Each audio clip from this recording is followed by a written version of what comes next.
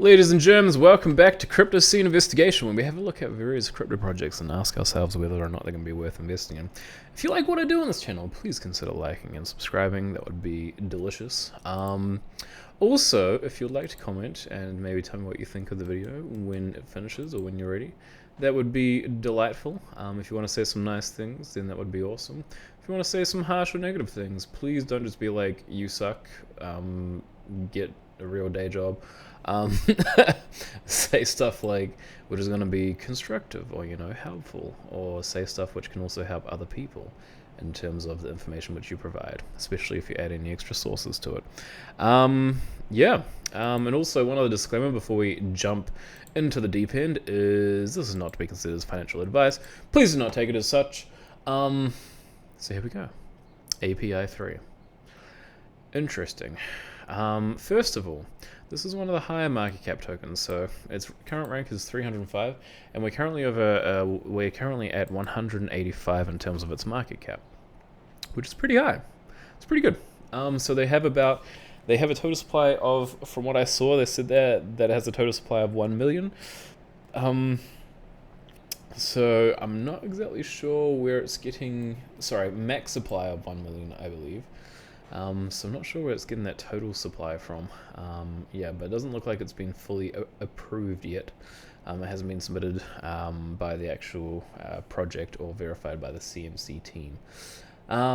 Circulating supply, we've currently got 36 million. So let's have a look at some of these stats. So apparently from what I saw, I think I saw a brief video saying that like this is just pumped like 30% or something. I think I have an understanding of maybe what could have caused that, but we will be having a look at a little bit of that. So over its sort of course/time period. So from December, so this is from CoinMarketCap, so it may have been cheaper a lot earlier. So we've had an all-time high of about $9, which is pretty high, all the way from about $1. So that's about a 10x practically. Well, I mean, most of the time it was around the sort of 2 sort of mark. So yeah, so it's almost like a 3x, 4x, one of those two. Cool. So what exactly is API3? Let's have a read. Smart contracts often struggle to access dependable data, but application programming interfaces, APIs, have been touted as a solution to this problem. API3's stated goal is to allow decentralized versions of APIs to be built, managed, and monetized at scales, as blockchain technology plays an ever bigger role in the economy, from decentralized finance to supply chain management. The team behind this project says it has never been more important. So basically, well, actually, let's have a look at what makes it unique. In the world of blockchain and crypto, we all too often hear about projects that are aiming to bring this technology to established industries such as real estate and finance. One of the most compelling attributes of API3 is how it's aiming to fix some of the problems that have emerged within the blockchain space itself. APIs are crucial because of how they supply blockchains with off-chain data. Without it, these decentralized ledgers wouldn't have a clue about how much coins should be worth. So yeah, so basically, in a nutshell, so API3 is kind of like a competitor of Chainlink. There's been a few various posts saying that, API3 is going to be the Chainlink killer. I don't know about that. I feel like they're both probably going to work alongside each other, which I think is quite good. So another thing which is quite cool about this project is the fact that it's on both Coinbase and KuCoin, and Gemini and Huobi, which are all quite big exchanges, and I mean also to mention Uniswap and Gate.io. I mean Uniswap, like, does that really count as a big exchange? I guess so. So we'll have a look at some of the other stats about this as well. So one thing is we have a look at some of the holders. Now I'm using etherscan.io for this one, because we can also see the holders on here, of course. And, we look at the 54% and we're like, holy beans, why is it so big? But if we actually have a look at it on etherscan.io, we can actually see that it is actually tied to a contract, which is really good. And so we have a look at that. And so that's a part of the Gemini contract, and then so that's part of the treasury, and yeah, I'm not exactly sure what the others are, but we can have a look at the tokenomics and actually find out what they are together. So let's have a look at what BSC check says about this. So we can buy and sell the token, which is fine, we already know that. So token owner not renounced, so dev tokens is 13.83%. So we have, so it says only about 83% it has been burned or locked, and it should be above 95%. So I kind of agree with this, is that it should be burned or locked. Yeah, so in terms of it being like a rug pull, I mean, there's reasons why I don't think it's going to be a rug pull, but does it have the potential to be some, like, can the liquidity pool be drained? Yes, I would say it can be, but would they do it? I would probably say not. But we will have a look as to why I do think that. So buy and sell, so that's fine. Another cool thing, no prior similar token contracts. That's awesome. I like that. So that actually makes it sort of seem or feel more original, which, I mean, I think it is, but yeah, we'll continue looking at the data to see what the data says. Ownership, yep, we've already read that. And while it contains less than 5%, so currently at 13%, which is still hefty. Adequate liquidity present. Okay, so yep, so that's fine. And then we have the less than 0.01% burned. So yeah, so it doesn't look exactly too attractive in terms of like those, but it's not awful. Like, it's not bad. So yeah. So we have a look at some of these other stats. So we have subscribers, which are all the way from 22 up to 1900, which happened in the course of just over a year. So it looks like it has been gaining quite a bit of traction. I'm a bit surprised why there hasn't been more comments. Because yeah, I mean, we've had that sort of big bit of information, really. But it looks like there might have been some big sort of moments during that, which if we go back to the actual chart itself, we should be able to see a bit of a, oh my gosh, all-time high, oh my gosh, all-time high, oh my gosh, there's one again, and again, and again. Yeah, so that sort of makes sense with kind of what was actually happening. Yeah, and then we have posts per day. So yeah, it's a bit lower than I kind of would have thought, but it's okay. It's not bad. It's just a bit lower than, you know, I guess I would have probably assumed that it should have been. And then we have a look at API3. So this is the actual Reddit itself. The comments, so it looks like it's got a decent amount of comments. So it seems like there is quite a bit of interactivity, and these aren't just guys being all like, hey, let's go to the moon. Where the heck are the other comments? What the? Didn't that say like a bunch? Like 22 comments and 9 comments. So we have 3 comments. And we have 2 comments. Don't know what's going on with that. Maybe you have to be a part of the community to see some comments. I don't know how that works, dude. If anybody has an answer to that, please tell me. Because don't know if that's concerning. It could be, but don't know. Maybe not. But yeah, if anybody has details about what just happened, please do tell me. So then we have a look at the, so what is this called? This is the Twitter stats. So we can see that we have gone all the way up to about 34,000, all the way from 33,000. So it doesn't look like there's been a huge amount of an increase in terms of following.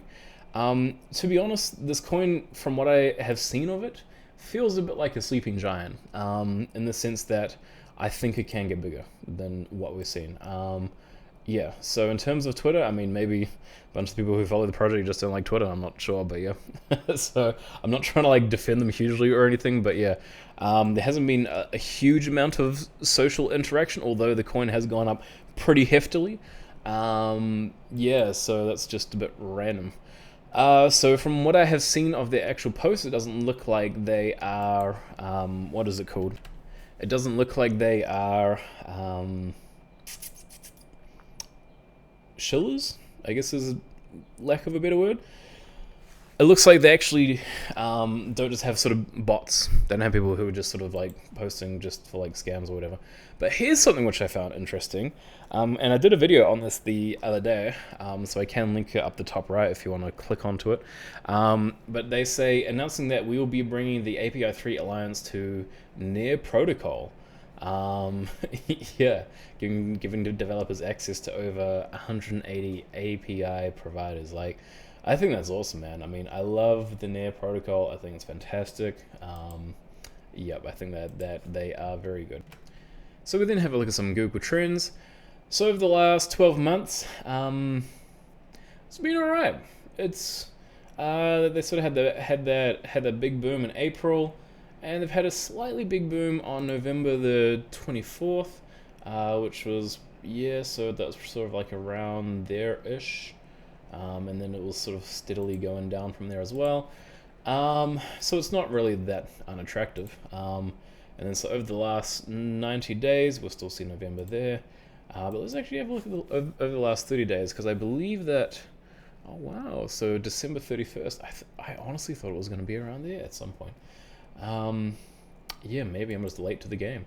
So this is the actual API3. So they talk about how they are a DAO, which is a decentralized autonomous organization.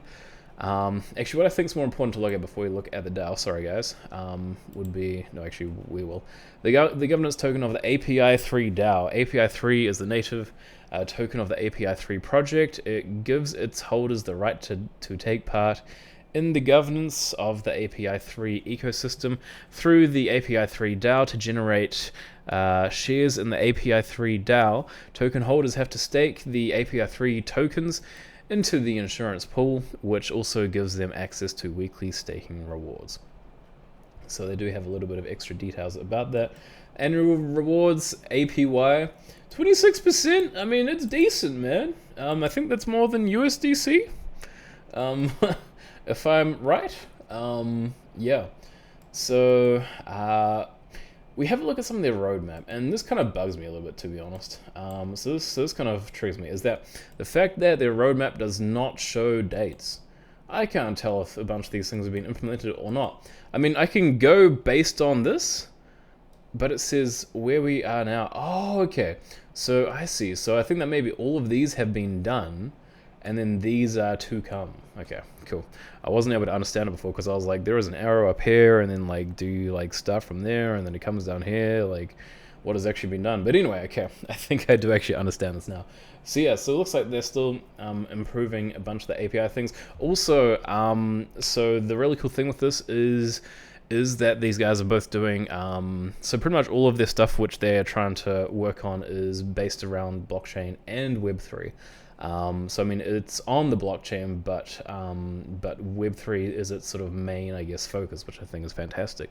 One of the big differences which I heard between this and Chainlink was that Chainlink is more sort of focused for Fortune 500 companies, whereas this sort of Oracle type of system, or whatever you want to call it, is more focused on the what is it called? Pretty much anybody, really. Yeah, so this is another little roadmap which I sort of saw of them as well. They don't say exactly when things are going to come, so that's a little bit for me, but yeah, so we will move on. So these are some of the tokenomics. So tokenomics in terms of, so this is their little supply curve. So they have so yeah, we've already gone through that sort of thing.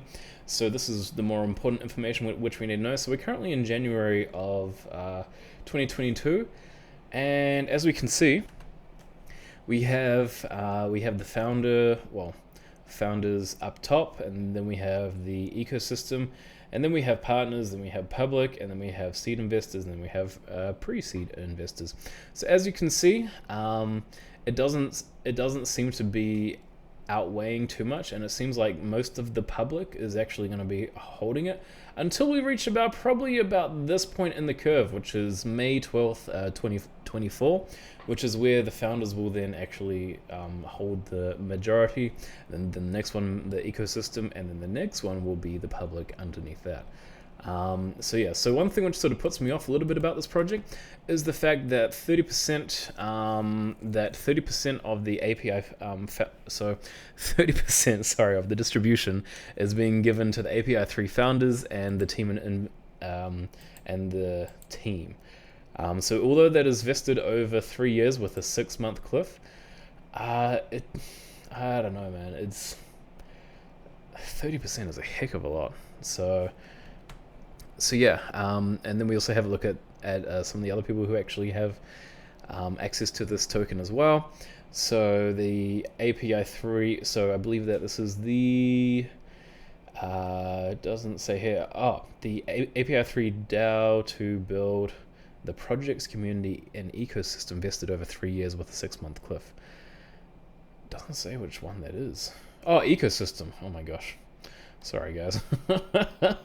Sorry about that. That's annoying. Okay, cool. So actually, it goes from biggest, and although it's a bit surprising how it doesn't go from biggest to smalls, but yeah, partners is the next one. And then, yeah, so you have the API3 partners, and they do have some pretty big names on their partners list as well. We will be having a look at that as well. For public investors unlocked after the initial DEX offering. Interesting, after the initial DEX offering. And then some extra things for pre-seed investors vested over 2 years, and then for seed investors. So yeah, in terms of the tokenomics, they are not the best tokenomics which I've seen. They are not the best. They're not the worst, but they're not the best. I think, as I say, the thing which sort of puts me off is the whole 30% now. I don't believe that these guys are going to be rug pulling on us. As I say, there is possible potential for it to be, but yeah, I mean, the fact that, you know, the actual market cap is 185 million, it's pretty unlikely that we're going to get like a rug pull. But you know, I want to make sure that you guys are informed. I did have a look at their white paper, long and confusing. Didn't want to read through all of it. It was heckers annoying. Yeah, this is a whole entire thing outside of my general expertise, to be honest, guys. But yeah, I'm just sort of looking at what we sort of can understand and the sort of main things which we may need to understand if we want to look at investing into this. So yeah, so connect smart contracts to real world data. API3 is leading the movement from legacy third-party Oracle networks to first-party Oracle solutions that deliver more security, efficiency, regulatory compliance, and simplicity. So from what I heard, this is actually cheaper and possibly more secure than Chainlink. Do not quote me on that, but that I think is what I recall from the research which I have done. So it's DAO governed, decentralized, trust minimized. Trust minimized. That's a peculiar term. And transparent governance, data provider operated. Yeah. We are running kind of out of time, but we'll keep going. Data provider operated first-party oracles instead of third-party middlemen, quantifiably secure. So they have actually had a audit as well from something named QuantStamp. Never heard of them before, but maybe you guys might know them. Cross-platform, so real-world data for any smart contract platform. So here are some of their partners. You might recognize some of these names. One of the big names, which I recognize, is Phantom. Glitch I might have heard of. Alliance Block maybe. Matic 100%. Chain API possibly. Harmony, do recognize them as well. I believe that's Harmony 1 if I'm correct. Yeah, so you may recognize some of those names, some of the other investors as well. Emergo, I am familiar with that name. Digital Currency Group, have heard of them as well. Solidity, yep, do know them. So yeah, so it looks like they do have some pretty big names. Although, okay, one other thing which they don't list on their website, which kind of bugs me a little bit, is the fact that they don't list like their actual team on the website. So I had to go and hunt them down manually. So here we go. So the first one, we don't have a picture of them. Fabulous. So this is one of the co-founders. He's had a history with something called Zippy, CLC Group, Space Grade, so he's been a CEO and CMO and done strategic marketing. And then we have, I'm not going to pronounce the name, sorry, API3, so core technical team lead, co-founder, research assistant, CTO, research assistant. So yeah, so he's had a bit of experience as well, and once again another name. So I saw this girl she did a video explaining a little bit about what API3 sort of covers. So I have actually seen a video of her, which is good because we do want to see sort of interviews to some extent, although it wasn't really an interview. Yeah, so we have cryptocurrency and blockchain researcher, white paper co-author. So she actually co-authored the white paper, which was mega complex.